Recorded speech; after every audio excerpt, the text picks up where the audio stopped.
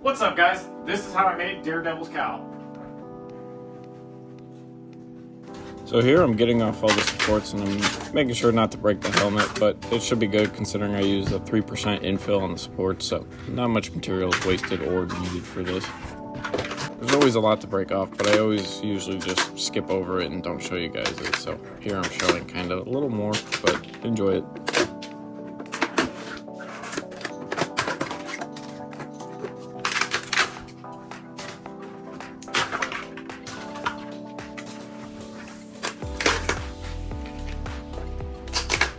Now it's time to take that blowtorch and get off all the stringing from when it was being printed. You just quickly go over it and don't stay in one spot too long.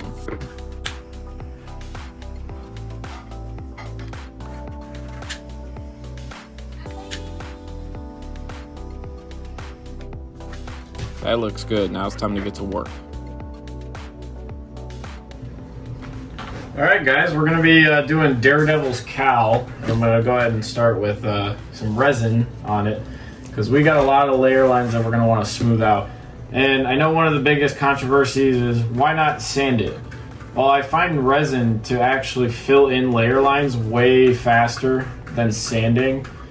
And yeah, I may have to take my time coating, but at least I don't have to do labor. Even with a machine, this comes out way nicer for what I'm able to do because I am limited due to resources. But let's go ahead and get this all put on and I'll show you guys how smooth it gets.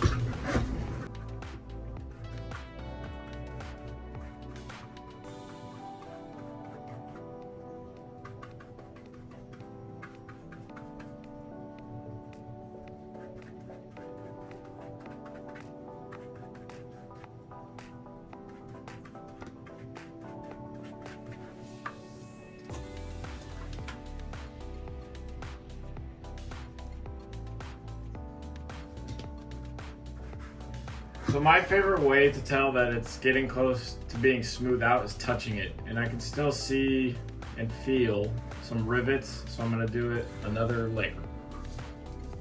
The top is usually the worst because that's where the printer is doing roundabouts and filling it. It's not like it's going from bottom to top, it's literally just filling it in. But this is so easy. Anyone can do this. Resin's cheap. I use a Lego's 2.0 resin and it makes my life so much easier. My paintwork has become way smoother to get things more glossy. Because everyone likes glossier, nicer looking helmets, and this is definitely my favorite way. Now, one of my biggest things is so the ears are so uneven that I'm gonna have to do multiple coats. So the way we're gonna do that, we're gonna focus on one area at a time. I'm gonna put enough on there to start filling it up first. We're gonna go ahead and hit it with the UV light. Now we can see all the little rivets from the 3D printer. That is okay. When you touch this, you'll feel that it's rough after being cured. Now we're gonna go ahead and do this again. I might have to do this 2-3 times. But basically, any leftovers, make sure that we just brush it evenly. We don't want too much everywhere. I noticed I put probably a little bit of too much on there, but that's fine. I can move it on over here. I can take my brush and just kind of push it. But we're gonna wanna hit it, let it cure. Now that's curing. This is smooth. This is literally butter smooth to me. All right, you want to go ahead and get yourself some alcohol for this next step, and we're just going to pour it on the towel or paper towel. We're just going to rub it. And as you notice, it doesn't really get caught up here. That's because it's buttery smooth. Now, this will also help. See, I've missed right there. I don't know if you guys can see that well, but I've missed that. So what I'm going to do, now that I see it, I'm just going to coat it. Now that is ready for painting. All right, let's get into it. We're gonna first hit it with our filler primer. This is the only primer I will ever use just because it works better than all of it. It is a little more on the expensive side versus other companies. I believe I get it for like $12.49 in the United States before tax, but it works really well and it dries quick. Now we're gonna hit it with a matte red vinyl and fabric. And what this is gonna do is it's gonna become flat and look like fabric, because DareDevils Cowl does look like fabric and we don't want it to look like it's fake.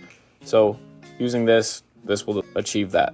Make sure you're doing your coats like 50-50 or 60-40, like somewhere around there. That way they're overlapping when you're painting.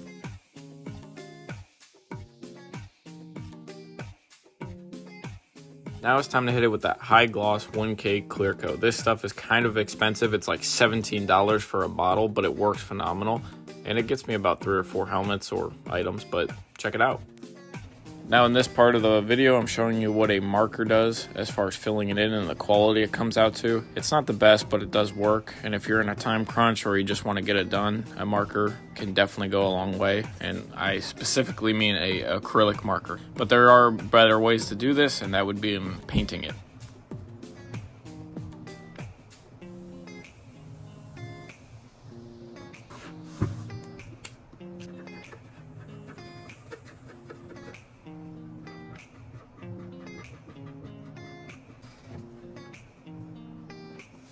Now there's multiple ways we can put on the black. So the first part of it, I'm just showing you how I used a black acrylic marker.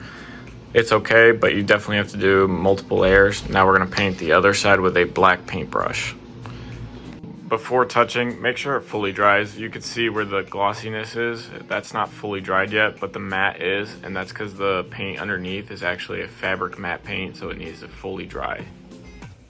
All right, now I'm gonna be showing you guys. I'm gonna take a paintbrush.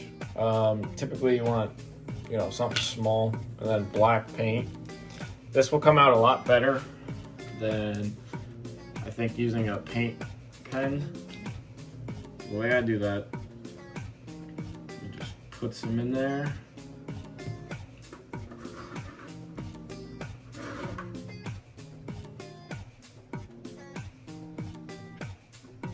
Take your time with this step, don't rush it. Make sure to do gentle coats, let it dry, recoat it. It'll come out great and it'll look like spray paint or like you're a professional painter.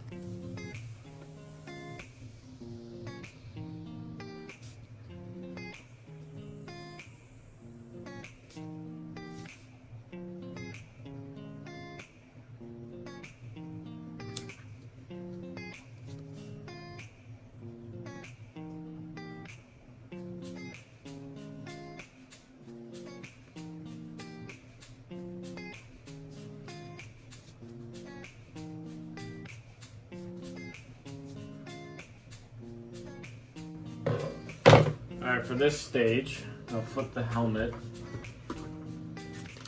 I got my sheets. The cool stuff about this is that I can just tape it on. I don't need to do anything fancy. Even if you're wearing it, metal foil tape holds very, very well. But